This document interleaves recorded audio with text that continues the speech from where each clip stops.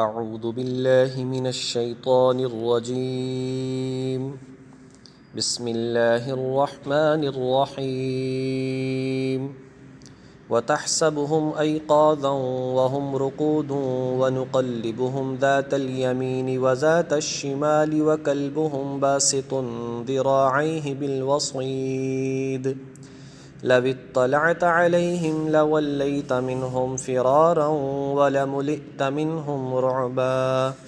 صدق اللہ العظیم وتحسبهم أيقاظا وهم رقود تم انہیں یہ سمجھتے کہ وہ جاگ رہے ہیں وہم رقود حالانکہ وہ سوئے ہوئے تھے وَنُقَلِّبُهُمْ ذَاتَ الْيَمِينِ وَذَاتَ الشِّمَالِ اور ہم ان کو دائیں اور بائیں کروٹ دلواتے رہتے تھے وَنُقَلِّبُهُمْ ہم انہیں بدلتے رہتے تھے کبھی دائیں کروٹ اور کبھی بائیں کروٹ وَكَلْبُهُمْ بَاسِطٌ ذِرَاعَيْهِ بِالْوَصِيدِ اور ان کا کتا دہلیز پر اپنے دونوں ہاتھ پھیلائے ہوئے بیٹھا تھا لو اطلعت علیہم اگر تم انہیں جھانک کر دیکھتے لولیت منہم فرارا تو ان سے پیٹھ پھیر کر بھاگ کھڑے ہوتے ولملئت منہم رعبا اور تمہارے اندر ان کی دہشت سما جاتی۔ اصحاب کہف کا واقعہ چل رہا تھا تو فرمایا کہ وہ ایک غار کے کھلے حصے میں سوئے رہے، اس کی کیفیت ذکر فرمائی ہے کہ اگر کوئی انہیں جھانک کر دیکھتا تو وہ ایسے سو رہے تھے، صحت مند، لمبے قد کاٹ والے، اچھے جسم والے، اور ان کی صورتحال یہ تھی کہ ویسے تو وہ سو رہے تھے لیکن آنکھیں ان کی کھلی تھیں۔ ایقاظ یقظو کی جمع ہے، معنی ہے کہ بیدار ہونا۔ آنکھیں ان کی کھلی تھی لیکن رقود وہ سو رہے تھے۔ بعض اوقات ہوتا ہے کچھ لوگ سوتے ہیں لیکن آنکھیں ان کی کچھ کھلی رہتی ہیں، اور یہ اللہ رب العزت کی حکمت تھی کہ اللہ جل شانہ جو ہے انہیں آنکھیں بند نہیں ہونے دی، شاید کس وجہ سے کہ تاکہ لوگ یہ بات دیکھیں کہ یہ جاگ رہے ہیں اگر کوئی آ جائے، یا دوسری بات کہ شاید تازہ ہوا ملتی رہے اور آنکھیں متاثر نہ ہوں،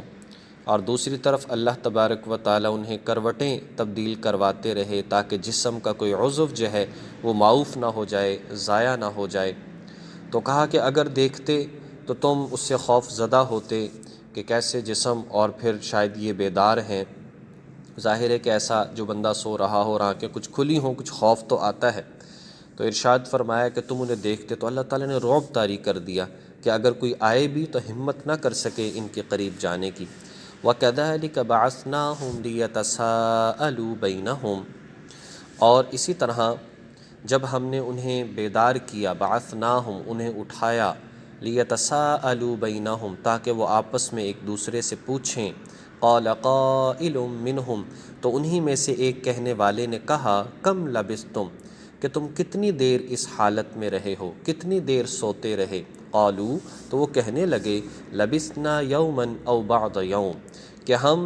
ایک دن یا ایک دن کا کچھ حصہ اس طرح سے سوتے رہے۔ مطلب یہ ہے کہ جس وقت ان کی آنکھ کھلی، اگر تو وہ دوپہر کو سوئے تھے تو اگلے دن اگر دوپہر کو آنکھ کھلی ہے تو انہیں یہ ہوا کہ ہم ایک دن سوتے رہے، اور اگر جو ہے سورج غروب ہو گیا تھا تو انہیں ایسا لگا کہ شاید ہم آدھا دن سوئے ہیں۔ تو ظاہری بات ہے کچھ تو کیفیت تھی نا، وہ الگ بات ہے کہ 309 سال ہو چکے تھے۔ قالوا ربکم اعلم بما لبثتم پھر کہنے لگے کہ تمہارا رب ہی بہتر جانتا ہے کہ تم اس طرح سے کتنی دیر اس حال میں رہے ہو۔ آگے بالکل کہا جی کہ اس بحث میں نہ پڑو، حدیث مبارکہ میں آتا ہے کہ 3 چیزیں اللہ تبارک و تعالیٰ کو ناپسند ہیں۔ کسی چیز کے بارے میں قیل قال کرنا، بحث و مباحثہ کرنا، ظاہر ہے اس میں وقت کا ضیاع بھی ہے، غیبت بھی ہو سکتی ہے، بہتان بھی کسی پر لگ سکتا ہے، اور لا یعنی بیکار بات بھی ہے۔ اس لیے منع فرمایا کہ بحث و مباحثہ نہیں کرنا چاہیے، اور ایسی چیز میں جس میں کچھ حاصل ہونے والا نہ ہو۔ دوسرا فرمایا کہ مال کا ضائع کرنا اعتدال کے ساتھ ہونا چاہیے، افراط و تفریط،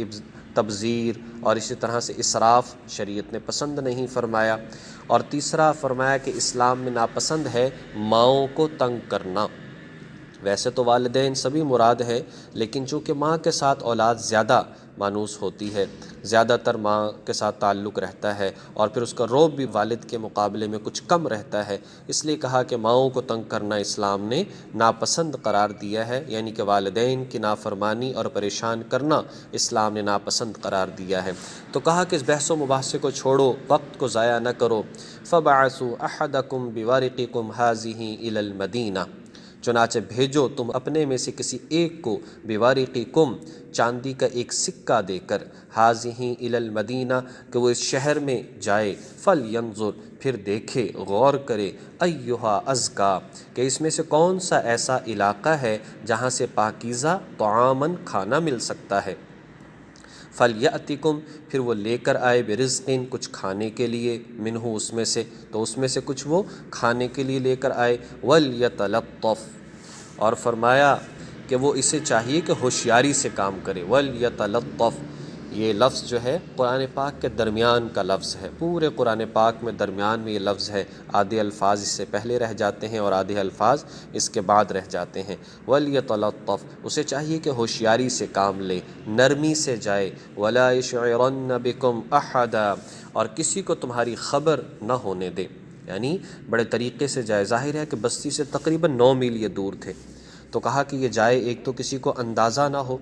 کسی کو پتہ نہ چلے، اس لیے کہ لوگ تو تلاش کر رہے تھے، اور بڑے اچھے انداز میں جائے اور وہاں سے کھانا لے کر آئے۔ تو کہا کہ بحث و مباحثے کو چھوڑو، بھوک لگی ہے، کھانا لے کر آؤ۔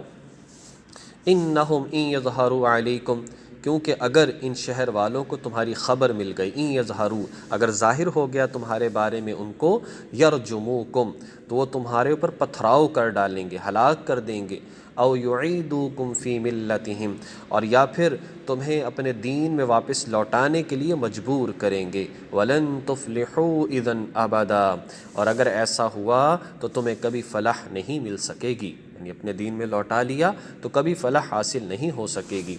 تو یہاں پر جو ہے اب جو ہے ان میں سے ایک گیا، یملیحہ جس کا نام تھا، اس کے بارے میں آتا ہے کہ وہ بڑا تیز تراز، بڑا سمجھدار تھا، اسے جو ہے وہ بھیجا، وہ گیا چاندی کا ایک سکہ لے کر، اور اس نے جا کر جب وہاں پر گیا ہے اور اس نے صورتحال دیکھی، ایک تو بڑی بدلی ہوئی، لیکن بہرحال پھر اس نے جو ہے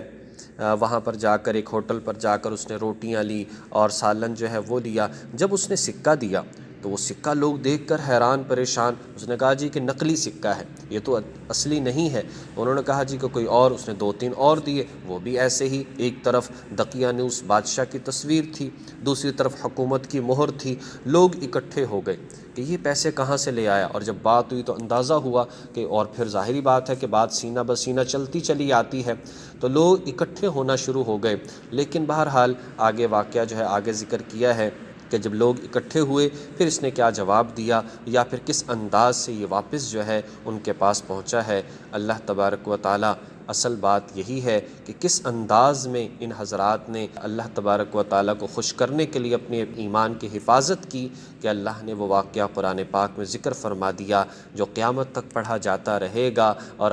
ہر لفظ اور حرف کے پڑھنے پر ہماری نیکیوں میں اضافہ ہوتا رہے گا۔ اللہ تبارک و تعالیٰ توفیق عمل نصیب فرمائے۔ وآخر دعوانا ان الحمد للہ رب العالمین۔